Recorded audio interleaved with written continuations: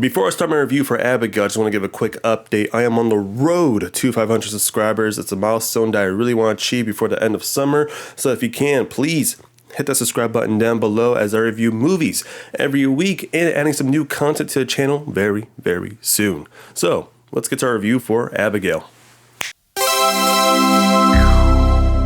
Abigail follows a group of criminals who kidnap the ballerina daughter of a powerful underworld figure. They retreat to an isolated mansion, unaware that they're locked inside of no normal little girl. This movie is directed by Radio Silence, who is no stranger in the horror genre game. I mean, they've directed some great stuff with the VHS series. They also directed Ready or Not and brought back the Scream franchise of Scream 5 and 6. So this movie had a lot of hype for me, considering that I am a sucker for horror comedies, and they did a really good job with their movies. So when I saw Abigail, I was like, okay, this seems like a damn good time, and please don't let me down. And I will say, they did not let me down. I know the phrase bloody good time is been occurring a lot with a lot of reviews, but I will say, as many people have said, it is a damn bloody good time. I can't believe how much fun I had with this movie.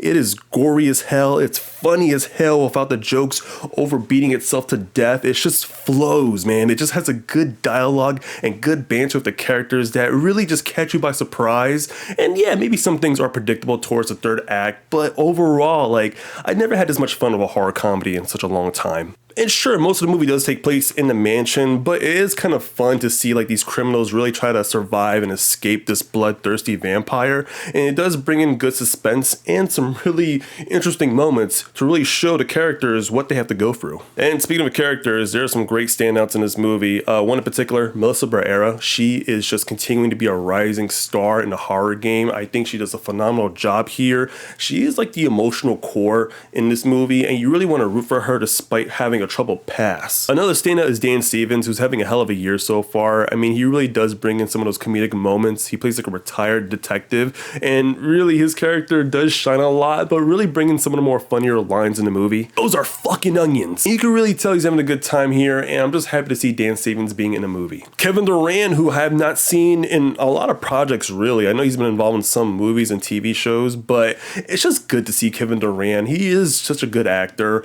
I was really confused by his accent. I couldn't tell if he was trying to mimic like a Russian person or someone from like Louisiana, but really he is like the joke of the movie at points. I was really happy to see Angus Cloud really shine in Abigail. Not many of you guys know he did pass away last year, sadly, at a really young age.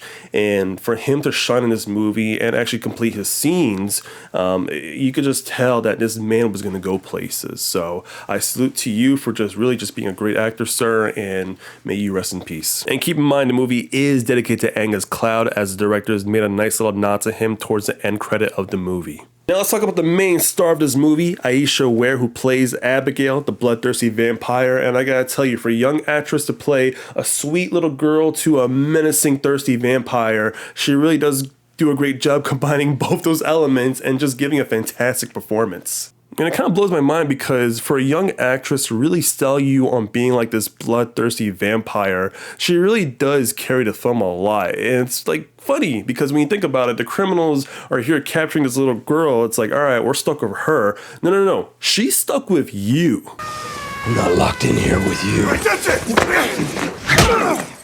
You're locked in here with me!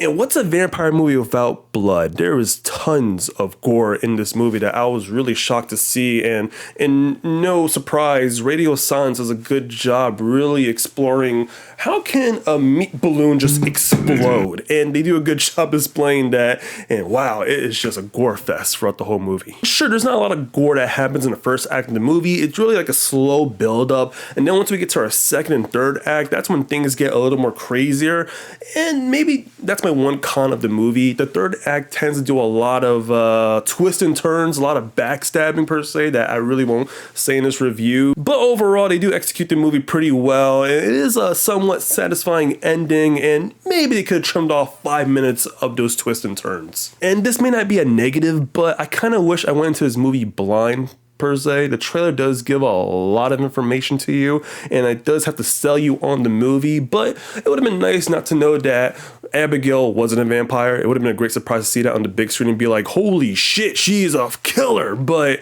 you know, for marketing purposes, I get it. But if you're someone who does not know about this movie, probably gonna have a better time watching this. Overall, I had a great time watching this movie. It has some great gore, has some great lore. It's a concept that is executed greatly and with characters that you really do get to have a fun time with. And that's why I'm going to give Abigail a 4.3 out of 5. It's a high recommendation for me. It's not a scary movie as the trailer makes it out to be. It has a few jump scares, but really it's not that scary. It's just a really damn fun time. It's a dark horror comedy that I do recommend for you to watch. But I want to hear from you guys. Did you guys watch Abigail? And if so, leave a comment down below and let me know your thoughts. Or if you plan to watch Abigail on the big screen or wait till streaming, hey, leave your opinions down below. And as always, thank you guys for watching my reviews. It definitely means a lot. And like I said, I am on the road to 500 subscribers by the end of summer. So if you can make that achievement possible for me, it would definitely mean a lot. So guys, have a great day. Enjoy your week. Take care. Bye-bye.